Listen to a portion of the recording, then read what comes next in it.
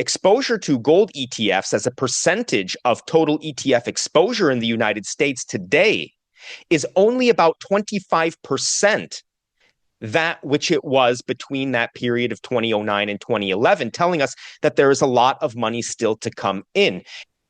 Monaco 64, home of alternative economics and contrarian views. Well, we have a new guest on today. It's Bald Guy Money, or Roger. Many of you have asked me to interview him. His channel is growing, and he covers a lot of the topics that I do on my channel. So, yeah, welcome to the channel, Roger. How are you doing? Fantastic, Mario. I'm really happy to be here because a lot of people have been asking me to have this very conversation with you as well, your many, many viewers. And I think we have a lot in common. And I think there's a lot to talk about, especially considering the current moves that are happening in the market.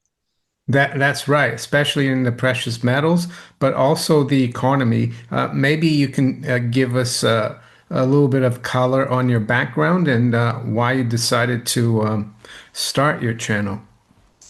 Yeah, so a lot of people ask me about that. They don't know my background necessarily, but I worked in a corporation for 16 years. And I finished my career as the head of marketing and strategy for this company that I worked for in the Middle East. And I was working there for many years, living in Dubai, as some of my viewers will know. And basically, for those 16 years, my focus was on, of course, my background is in economics, but my focus working in the company was on analysis, trying to predict where the economy is going, where consumers are going, to position the company that I was working with to best benefit from that. And we did that with a high degree of success. But, at some point, when you're going down the path, you find yourself reach a fork in the road. And I decided to leave that and continue going deeper with Bald Guy Money, because what I was seeing, and I think you're seeing it too, Mario, is especially for people who are reaching retirement age. So many people are so poorly prepared for retirement. And I thought it was a better use of my time and my efforts to bring awareness to that and help people better prepare for that. Because, of course, I think that I understand, and as you understand, where this world is going, the direction that we're headed in, and why it's so important to prepare yourself today for what's coming 5 to 10 years down the road. Yes, and in terms of the retirement topic, I think, yeah, it's really important because we've got the baby boomers retiring like en masse in the next few years up until the early 2030s. And I think, unfortunately, a lot of them that are just dependent on, let's say, Social Security in the US or the state pension in the UK and elsewhere. Yeah, they might still get that, but it's going to be with the heavily debased currency, in my opinion. If they, and I think it was even Rand Paul, Senator Rand Paul, the other day said they should increase the retirement age to 70. So, and he's supposed to be more of a libertarian. But you just wanted to ask you because about a week ago you spoke about gold and silver. Of course, you talk a lot about gold and silver, and so do I. And you said that gold and silver are a warning, and that there's something that could go on by April or in April next year. Could you tell us a little bit about that and what made you come to that conclusion? Yeah, sure. So my son helps me out a little bit when crunching the data for the channel. And we were looking at real interest rates. So, we were looking at different versions of that data, but basically we were looking at 1 year real interest rates. And what we noticed was during the 1970s, so the period, let's say between 1971 and 1980, there are multiple periods where that real interest rate breaks below zero in the United States and goes negative. Then from 1980, you had Volcker, of course, come in, raising interest rates dramatically, kind of killing the rising prices that were happening in the United States at the time. And then you have a very long period, Mario, all the way up until 2022, where that 1 year real interest rate, again, as measured according to official data. I mean, we can have a long discussion about the accuracy of the CPI. I don't think either of us believe it's very accurate, or many of your viewers believe it's very accurate. But based on that official data, the real interest rate doesn't go negative again until 2022. And we know that precious metals really started to pick up in the early 2000s in the wake of the dot-com crash. Now, why I've been talking about March, April, May of next year is because if we look at the CME FedWatch tool and we look at what the interest rate expectations are for the Federal Reserve to set their target rate at by that time, if you assume that the US CPI will remain roughly stable from here until that period of time, basically, it's at that moment when we're once again entering a period of negative interest rates, negative real interest rates, meaning the interest rate minus the rate of inflation, which is, of course, how prices are rising, not real inflation based on the increase in monetary supply. So that has historically been a major catalyst, Mario, for precious metals, both gold and silver, to move up significantly in price. Because when that happens, cash savers are losers, right? If you lock in a rate of 2.5%, but the CPI is climbing by 3%, you're locking in a negative gain. So smart people who understand even the most basic things about investing are going to run away from things like certificates of deposit. They are going to run away from government bonds, which already the US bond market is in a bit of a bear market now, but I believe that it's going to get even worse moving forward, which will eventually force the Federal Reserve to purchase bonds.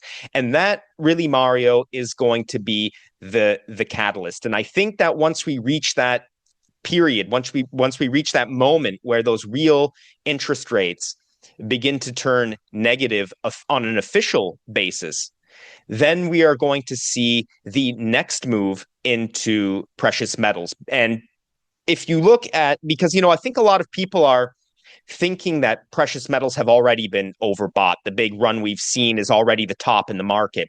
But there are plenty of signs that tell us that we're still only at the early stages. Now, the people that I'm specifically referring to here that are going to wake up to this are kind of people in the retail and major institutional investors. And what's going to happen is that if we look at the allocations of how much, for example, of ETFs are allocated as a percentage to gold ETFs. And I believe it's Caleb Thomas that does really good data on this. And Jordan from the Daily Gold actually turned me on to this data recently.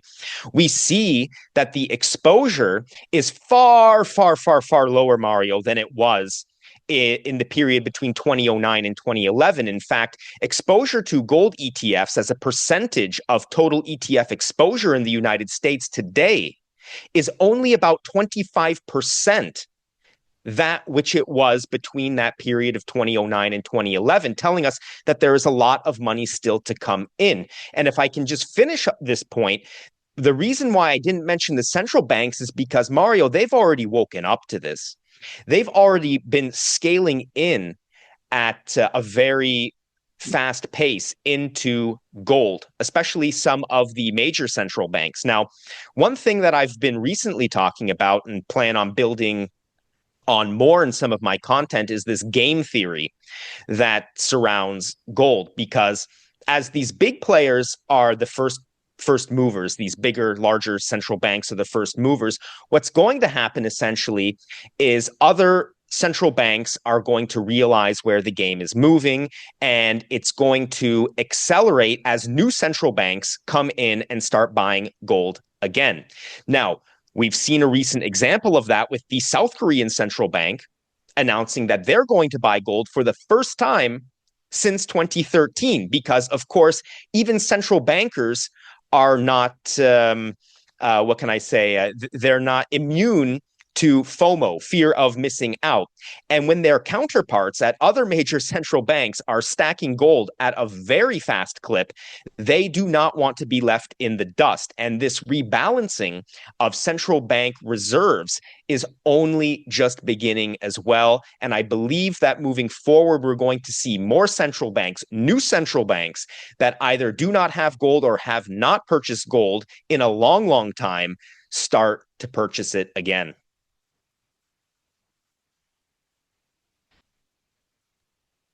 Yes, and they've been buying record net amounts since 2022, and I don't think that's going to change. And the other thing that's happened, Roger, is that a month or two ago, Morgan Stanley they announced their new portfolio weighting of 60-20-20, which is 60% stock, 20% bonds, and now 20% gold.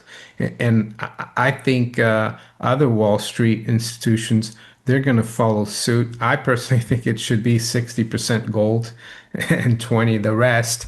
But I've got here the I'll share it first. I shared it a few minutes ago, but I'll share it again for you and the viewers. So here's the CPI, what they call the inflation rate, which we know is not really the truth, but anyway, that's a different topic. So yeah, we're at 3%. And in the last 3 years, they seem to be comfortable with the CPI running at 3%. Some people even think that 3 to 4 is going to be acceptable now, even though some Fed governors have been out saying that they want to get back to 2.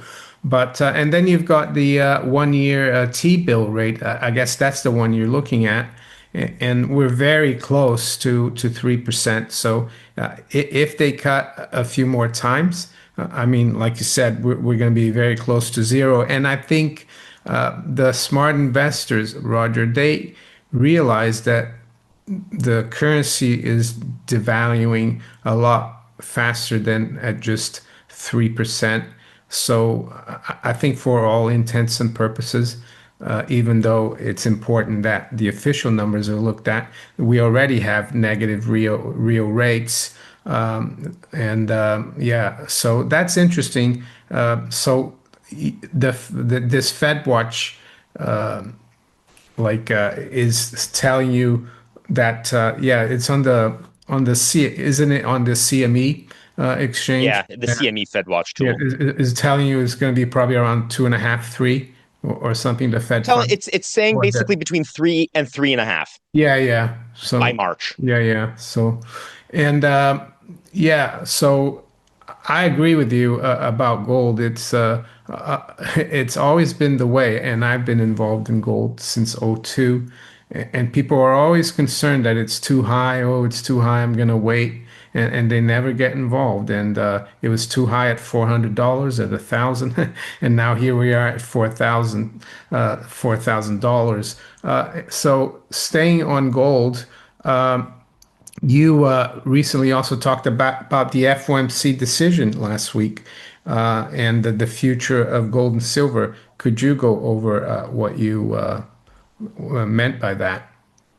Yeah, I think that the market is too focused on what Jerome Powell said about there not being a December rate cut, locked in, which I mean, okay, parking all of the prognosticating aside, I think most of the market believes that they will cut in December either way, and that, Powell is just trying to cool the markets down a bit. That said, I think that people were totally focused on the wrong things when Powell was making his speech. I watched the speech live and then went immediately to make the video because the most shocking thing that Powell said during the speech that I really don't hear anybody talking about is that he said that quantitative tightening is going to end. So that means they're going to stop the runoff of their balance sheet. And what he said was, and a lot of people missed this, is that he could see the balance sheet start to increase again in 2026 in order to reflect the growing size of the US economy. Now, there are different interpretations as to what quantitative easing is, what amount of um, debt the Federal Reserve has to purchase in the market in order to qualify for quantitative easing. Some people say it's more than $100 billion. But I would say that any expansion of the Federal Reserve's balance sheet of the the debt that they're holding um, on their balance sheet is in essence quantitative easing.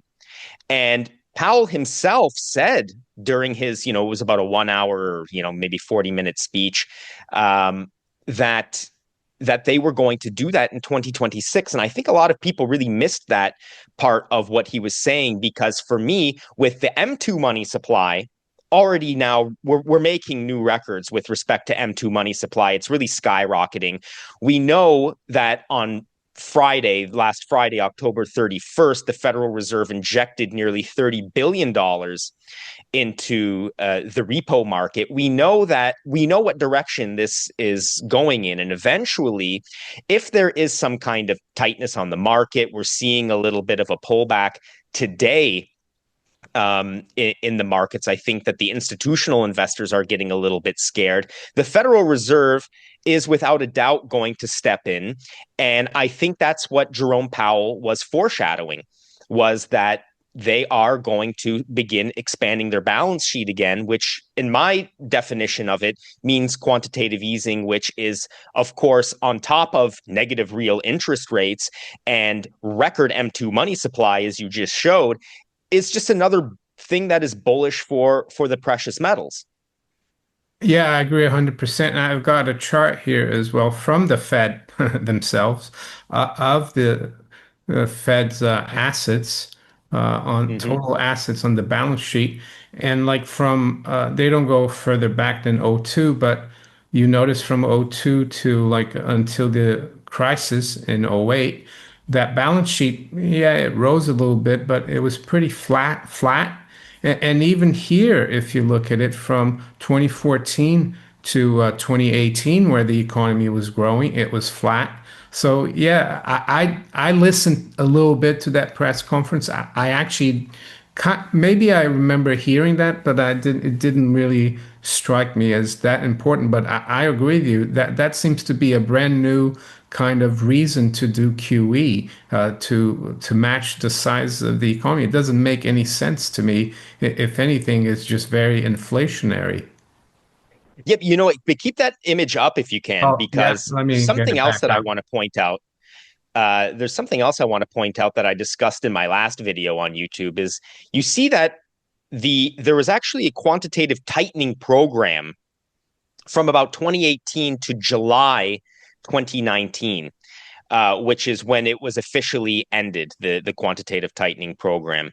Now, something I was talking about this weekend on YouTube was that for those people who are active on X, you will be seeing a lot of noise, especially from the Bitcoin community, saying that we are getting a similar setup to what we saw in 2020, where the price of gold crashed and the price of Bitcoin flew.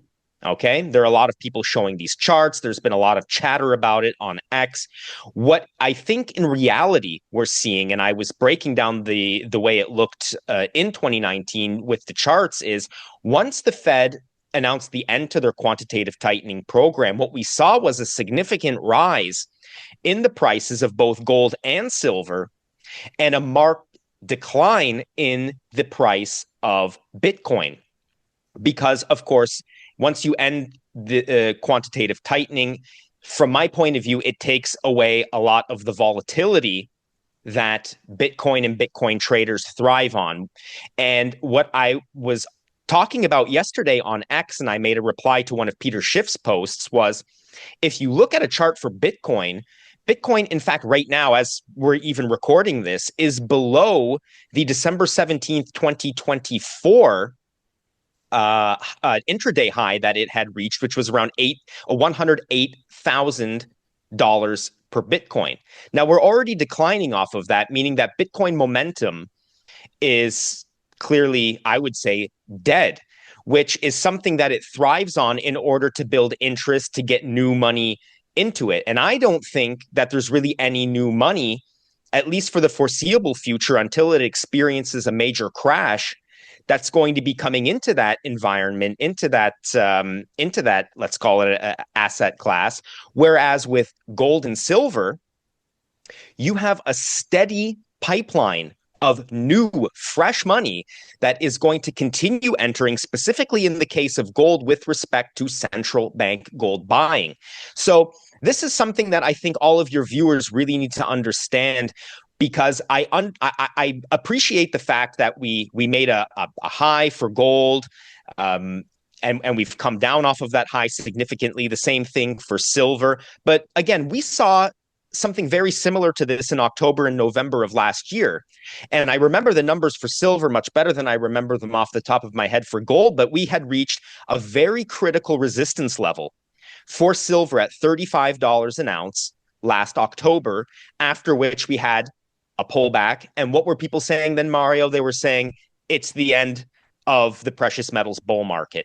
Now, considering what we're seeing on the macro scale right now, with the fact that there's more fresh money that continues to pour into gold, where gold goes, silver is going to follow. We obviously have issues with respect to the supply side for silver as well, that we, I think, got just our first taste of a few weeks ago, when the spot price went far ahead of the futures price. And these are things that we can expect to continue despite a little bit of the volatility. And I would encourage all of your viewers not to be discouraged by what we're seeing right now, and embrace a period of potentially sideways consolidation into the end of the year, potentially lasting, in the worst case scenario, all the way out until March or April of next year, when those real negative interest rates kick in and we see them begin to take off again, just like we saw gold take off after making a high at about $33,500 an ounce at the end of April, early May of this year, when it consolidated the entirety of summer. And then at the end of August, beginning of September, shot off to above $4,000 an ounce, which, despite all of the volatility, Mario, that we're seeing in the market today, and a little bit of panic, in my opinion, on the side of the institutional investor, gold is holding up very, very well. And so is silver relatively. I see here the Dow futures is down 300, the Nasdaq 100 is down 330 points, and gold is only down like a 0.16%, and silver a third. You also mentioned the QT they were doing in 20 from 2018 until the summer of 2019, and the reason they stopped Roger, was because of the repo crisis, because they're not going to stop. And when they started doing QE again, Jay Powell and the Fed guy said, "Oh, it's not really QE. We're doing this." So it's the famous not QE, but it is QE. And I actually, my theory, call me a conspiracy theorist, I don't mind, is that what happened later on in March 2020 with COVID was a great cover and excuse to bail out the whole of Wall Street and print all those trillions. And yes, I remember gold at the time had topped at 1,750. And when you had this crash in March of all assets, gold dropped to like 1450. I think silver dropped to 12, but it was really quick, and then it went straight back up. And even when it dropped that low, if you try to go call your precious metals dealer or your local coin shop, they didn't have much stuff. And if they did, the premium was really, really high. So, yeah, that's a very interesting point there you made. And yeah, and you talked about the Bitcoin people. It's not just the Bitcoin people, but it seems like the whole financial world is trying to call a top in gold. For me, some people that I talked to, one guy in particular who who's been around for many years in the markets. He said he doubts it's the top in gold because the gold silver ratio is still above 80, and silver hasn't even made its run. That's right. And, every time we see a top in the precious metals market, we see a dramatic crash in the gold to silver ratio.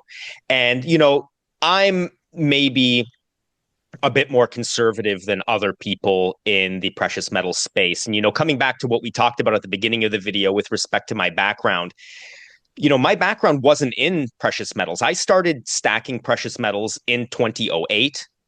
I always say Ben Bernanke was the guy who converted me to precious metals. But with my analysis background, it doesn't mean that I haven't been tracking them and tracking other things along the way over those many years. So I feel I understand it very well.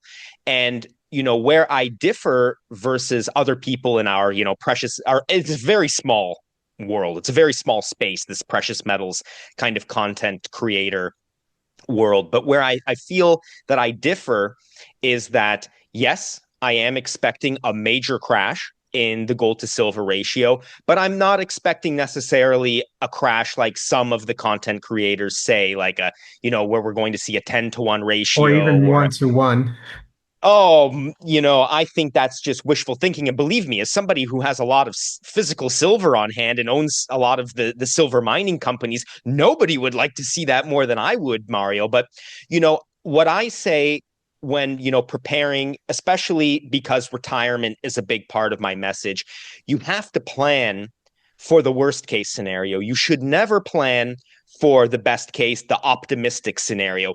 Do I do I think silver could reach $200 an ounce? Absolutely, I think it could. Do I think that people planning for retirement should build that in as their base case scenario?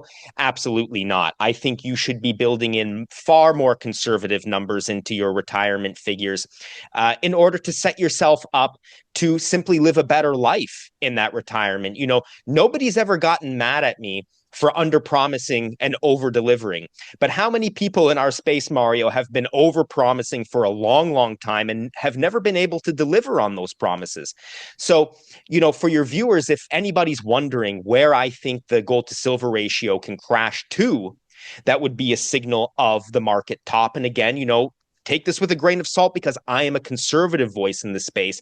I think we're looking at something between 40 and 50.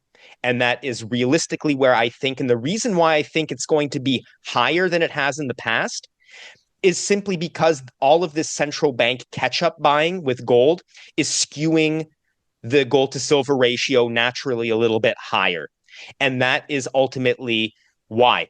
But a gold to silver ratio at 80, as you've just said, is not the top of the market. And I think, most people who understand precious metals, the precious metals market, understand that we are still going to make new highs, very likely in early to mid 2026.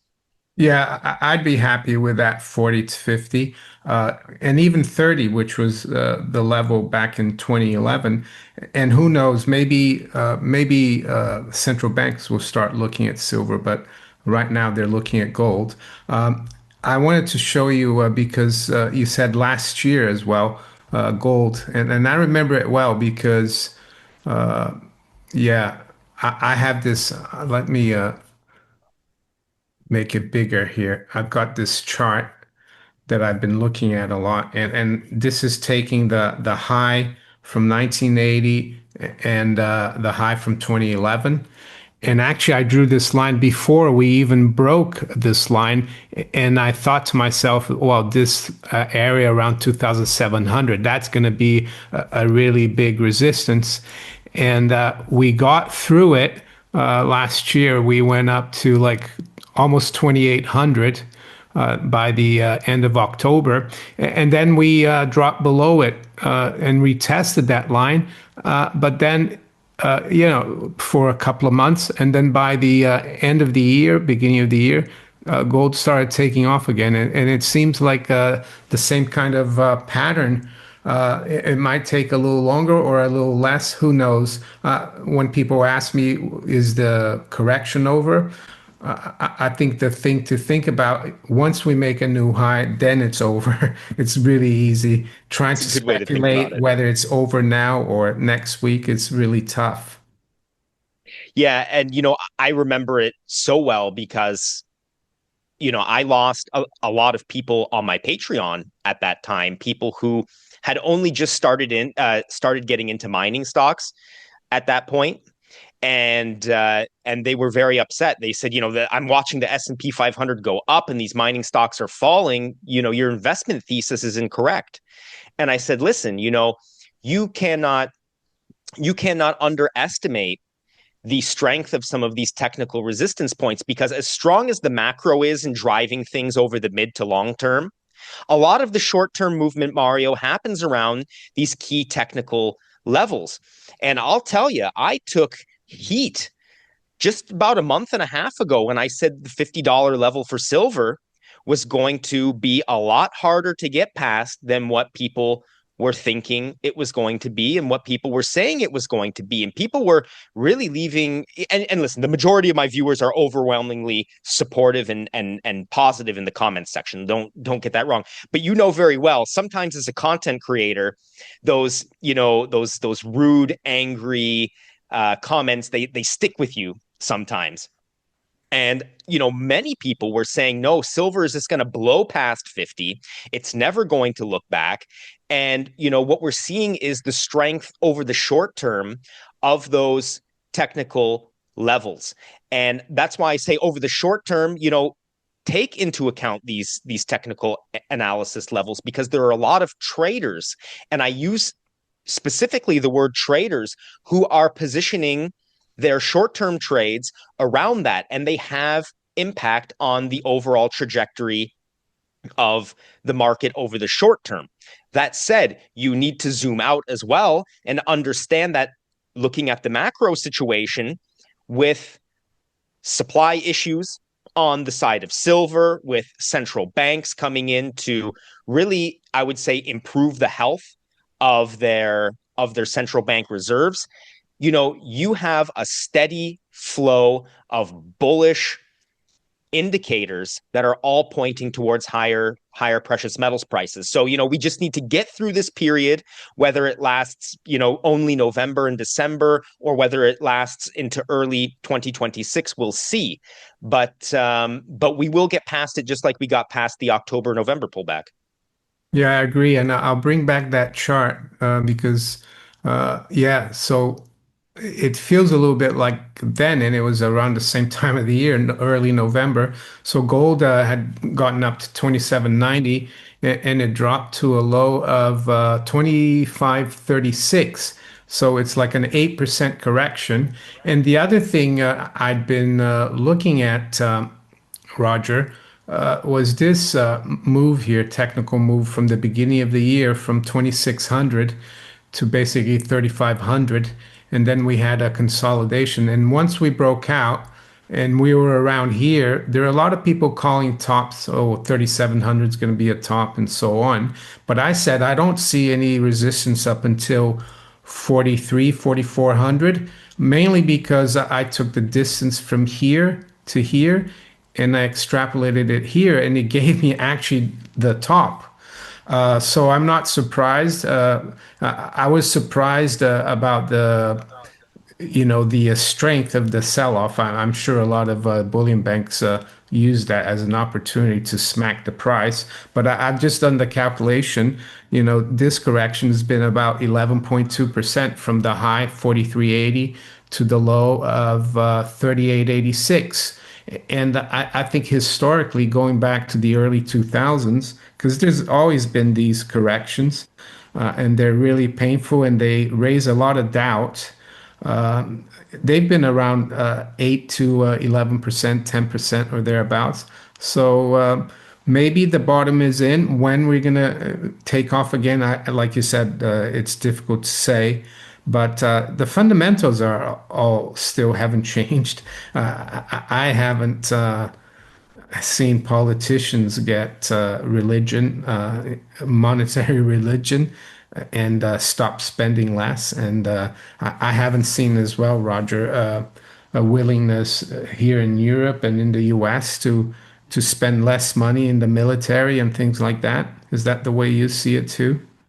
Well, I mean, in fact, it's quite the opposite in the sense that they want to spend more. And something I was talking about back in the summer when, people were still in this kind of bearish attitude when it came to gold and silver, I said, look at some of these deals that NATO is making, where they're increasing their target spend by, I believe it's the year 2030, from 2% of GDP on military to 5% of GDP on military. These countries are already running budget deficits. They're already spending more than what they take in. So, where does this extra spending come from? It comes from simply more debt, more borrowing, and more funny money creation. So, as you said, the fundamentals are very clear here. The only thing is we have to deal with some of the short term volatility, a lot of which is based on technicals along the way. But if you're strong enough, if you're mature enough to deal with that, I think you're going to do very well, especially if you're focused on the long term. I really used to get bothered a bit by some of the short term volatility, especially in my younger days. But years ago, and maybe your viewers are going to chastise me for this, but I did discover Bitcoin when I first moved to Dubai back in 2017, and I said, I can take a speculative, punt on this Bitcoin. You buy a little bit, and who knows? Let's see where it is in 15 years, right? It didn't cost that much money, and watching it go up and down and riding that, that was really what I think prepared me to deal with larger larger bits of volatility in the market. Now, what I did say to my viewers this past weekend was, as somebody who took a speculative punt on Bitcoin for the first time in my life, I have started to sell into this strength because I've seen a few of these cycles, Mario, and I know which way the wind is blowing. And I can only imagine that a 60, 70, 80% dump in Bitcoin is probably right around the corner. And that's not the same thing for precious metals. So, as I sell into the strength of that, again, that speculative punt that I took years ago, I'm going to take that money and I'm going to put that into tangible, real assets. I took some profits on my miners about 5, 6 weeks ago. That's something else that I've been using as a source of money to purchase the pullback in physical metals, because I believe ultimately for my long term financial health, it's best to be positioned there. I agree as well. I mean, my mining portfolio has done really well, but it's still not like a huge proportion of what I have in the space. And I've taken a little bit of profit over the last few months because I was lucky to have some positions that did really well. And any other assets you look at, or are you just focused on protecting your savings via gold and silver and the miners? Something that a lot of people might not know about me is the majority of my net worth is actually in cash generating real estate. That's what allowed me to retire. I have a very simple strategy. It's just, small format rental apartments that are located close to major public transportation hubs. And, I basically rent these to students, to people who are, saving up money to purchase their first home. And it's been very good to me. And I continue to scale into that because it's a very easy strategy, one that I know very well in the city that I live in. And it's something that's been able to generate enough passive income where I was brave enough, brave enough. I mean, it allowed me to leave my job last year and say, I can do this YouTube thing full time. Number one, because I enjoy it more, but number two, because I had sacrificed so much for so many years, saving up money and purchasing properties cash only. A lot of people call me crazy because I never used leverage. I used leverage on my first property, but I bought all the rest of them with cash. And where I got that cash was simply by cutting back on things that I didn't need to have in my private life. I didn't need to go to fancy restaurants. I didn't need to, when living in Dubai, for example, Mario, I didn't need to drive a Lamborghini. I drove a Toyota Camry. So, and that was, those were the kinds of behaviors that allowed me to position myself for what I really call like the third stage of my life, which is, you have your childhood, you have kind of like your career, and now I'm in the phase where I feel like I want to give back to people. Yeah, and I totally agree with that strategy of living within your means. And for me, one of the most important things when I got married, like over 30 years ago, we sat down and we looked at our how much we spent every month, our budget, and we made sure we never spent more than that and try to save. I think nowadays people just debt has been so easy to get and credit that people have even forgotten about saving, which is normal in a fiat currency system. But I think you probably did well as well from saving in gold and silver since '08, which is a good thing. And yeah, so it was really great speaking with you, Roger, and getting to know you better. And hopefully we'll talk again in the near future. I'd love that, Mario. It was fantastic, and thanks for having me on. And hello to all of your faithful viewers, the many viewers who watch you. Thank you very much for taking the time to watch me speak with Mario. Thank you. Take care. Bye. Cheers. Cheers.